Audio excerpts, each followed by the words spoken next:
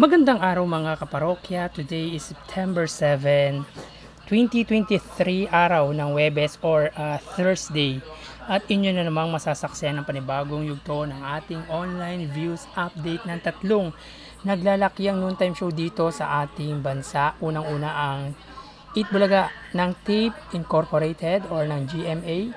Pangalawa, ang EAT ng Legit Dabarkads or ng TV5. At ang pangatlo ay ang It's Showtime ng Madlang People or ng ABS-CBN. At bago natin simulan ay pakisubscribe ang aking YouTube channel, pakiclick na rin ang bell notification icon para lagi kayong updated sa mga bagong video na ilalabas ko. So mga kaparokya, mga kadabarkads, kahapon ay inihayag ko sa inyo ang mga TV commercial na lumabas sa noontime show na EAT ng Tito Vic and Joey. At sa unang gap, bago mag-segment ng Gimme 5 ay nagkaroon sila ng 24 TV ads. At sa pangalawang gap naman ay ang bago mag-sugod bahay mga kapatid ay mayroon silang 34 TV ads. According sa bilang ko yan, kung mali ako ng bilang ay pakitama po ako. Okay lang po yun, naintindihan ko po. At sa pangatlong TV ads na hindi ko na po naisabi dahil hindi na po tayo nag-update ng online views kagahapon ng pangatlo or huling yugto ng ating online views. Kahapon, ang huling TV ads na lumabas or gap 3 ay 36 TV ads ang lumabas sa noontime show na EAT ng Tito Vic and Joey, at ang total ay 94 TV ads. So yun po ang lumabas na TV ads sa noontime show na EAT kahapon, 94 TV ads. Ngayon naman po ay nagbilang na naman po ako ng TV ads na lumabas sa EAT para sa unang gap nila bago mag Gimme 5. At nagkaroon sila ng 36 TV ads. At ilan sa mga ito ay ang Centrum, Coffee Mate, Safeguard, Neosef Forte, McDo, Surf, Infagrow, Head and Shoulders, Growy, Vicks, Aji Ginisa, Ariel, Dove, Sangobion, Pure Foods. Yung isa nakalimutan ko yung brand name, at Nescafe, Joy, Biogesic, Pantene, Jollibee Chicken Joy, Downy, Enervon, Safeguard, Selecta, Polydent, Knorr, Joy, Sormux Kids, Nissan Cup Noodles, Anlin, Cheesy, Immune Pro, Surf, Sarsaya, Rest Time, Joy. Yun po ang lumabas na TV ads ng EAT sa unang gap. At ito ay may total na 37 TV ads. At mamaya ay inyo na namang matutunghayan yung another TV ads na lalabas sa ikalawang gap. At simulan na natin ang ating usapan regarding dito sa online views ng tatlong noontime show. As of 12:58, yan, 12:58, para sa Tape Incorporated or Eat Bulaga is under sa Tape Incorporated Facebook page na may 202k followers. Sa EAT naman under TVJ Facebook page na may 1.6 million followers, at sa It's Showtime na may 16 million followers as of 12:58 po yan. Sa kasalukuyan, ang Eat Bulaga ay may segment na EB Happy.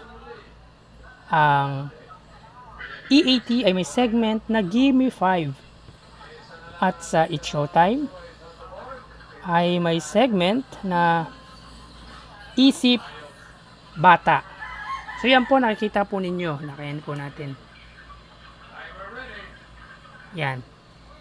Ang Itbulaga ay may 618 live viewers.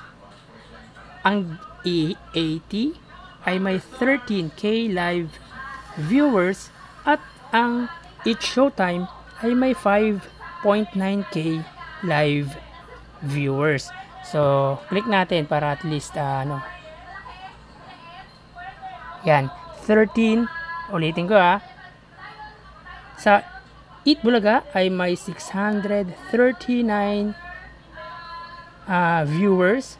Sa E80 ay may 13.7 live 13.7k live viewers at sa It's Showtime ay may 5.9k live viewers. So I think si Vice Ganda wala sa It's Showtime ngayon, or baka mamaya or late lang siya. Hindi natin alam, pero sa ngayon nakikita po natin wala po si Vice Ganda. Tingnan naman natin ang YouTube channel ng Tatlong Noontime Show. Yan. Para sa Itbulaga is under sa YouTube channel ni Yorme Isko Moreno Dumagoso na may 452k subscribers. Sa E80 is under sa may TV5 Philippines na may, let's check grabe, TV5 Philippines na may 1.28 million subscribers, o sa madaling salita ay 1,280,000 subscribers. At sa It's Showtime, yan, sa It's Showtime, wait lang, sa It's Showtime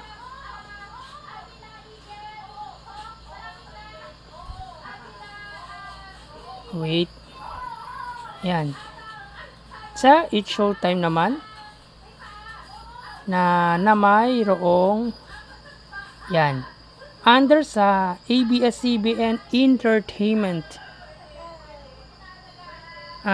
YouTube channel na may 44.8 million subscribers. So as you can see, ang Itbulaga ay may 1.1k live viewers. Ang E80 ay may 100k live viewers at ang It's Showtime ay may 66k live viewers. So click natin to be sure, to make sure na talagang ayan, ulitin natin, ang Itbulaga ay may 1.1k live viewers. Ang E80 ay may 101k live viewers at ang It's Showtime ay may 68k live viewers. So as of 1:02 yan ng hapon. So yung i-blurred naman po natin yung comment kasi meron tayong nababasa dyan na hindi kaaya-aya. Sa both comment section ng Tatlong Noontime Show na yan ay may nababasa naman talaga tayo na comments dyan na hindi naman maganda pakinggan. So i-blurred po natin yan, kaya intindihin nyo na lang. Yan, binigyan natin ng time, pinatagal natin. Yung It's Showtime tumaas, naging 69k, di ba? Bumaba naman si Itbulaga, naging 1k, at 101 pa rin, 101k pa rin ang E80. So punta naman tayo sa pangalawang YouTube channel. Try natin tignan yung YouTube channel na nakuha ng hindi nakuha, parang na-retrieve ng Itbulaga or ng Tape Incorporated yan. So wala pa rin. Huwag na natin pilitin yan. So punta tayo sa ikalawang YouTube channel ng Tatlong Noontime Show. Sa E80, para under sa YouTube channel ng TVJ. Yan. At sa may It's Showtime naman, under sa YouTube channel ng ABS-CBN It's Showtime na may 1.87 million subscribers. At sa EAT under TVJ YouTube channel na may 560k subscribers. So yan po, nakikita ninyo ang EAT ay may 26k live viewers. Ang It's Showtime ay may 46k live viewers. So yan po para sa araw ng September 7, araw ng Huwebes. Yan po ang lumalabas. Click natin. Yan po, 26k para sa EAT at 46k para sa may It's Showtime. So tulad ng sinabi ko kagahapon, 'di ba? Mas mataas yung live viewers ng TVJ kahapon dito kaysa sa may It's Showtime under ABS-CBN It's Showtime. Pero ngayon tingnan nyo, mas mataas yun sa ABS-CBN It's Showtime. Diba? Talagang kagulat-gulat lang din talaga. So yan po, mamaya babalik po tayo sa ikalawang yugto ng ating online views update para sa tatlong noontime show ng ating bansa. Ang Eat Bulaga, ang EAT at ang It's Showtime. Ngayon po ay magsikain po tayo ng ating panangalian para lagi tayong malakas at masigla. At mag-ingat po tayo dahil yung panahon po natin ay medyo pabago-bago. Maulan tapos sa araw at talagang